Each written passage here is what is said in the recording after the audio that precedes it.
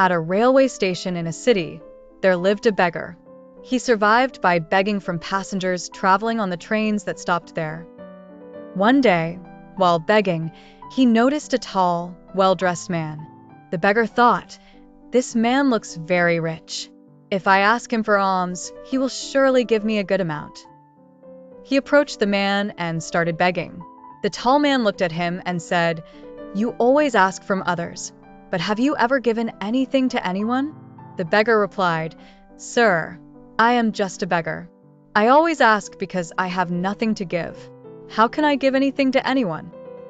The tall man said, "If you can't give, then you have no right to ask. I am a businessman and I believe in give and take. If you have something to give me, only then will I give you something in return." Saying this, the man boarded the train and left. The beggar sat there, pondering over the man's words. Those words struck a chord in his heart. He thought, "Maybe I don't get much money because I never give anything in return. But I'm just a beggar. What can I possibly give to others?" After much thought, he decided that from now on, whoever gives him alms, he will give them something in return. But a question troubled him. What can I, a beggar, give in return? For 2 days, he couldn't find an answer. On the third day, as he sat near the station, he noticed some flowers blooming on the plants nearby. An idea struck him. Why don't I give flowers to people in return for their alms? He liked the idea and picked a few flowers. When he begged on the train that day, he gave flowers to everyone who gave him money. People appreciated this gesture and kept the flowers with them happily.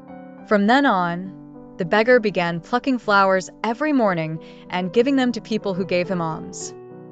He noticed that more people started giving him money. However, when he ran out of flowers, fewer people gave him alms.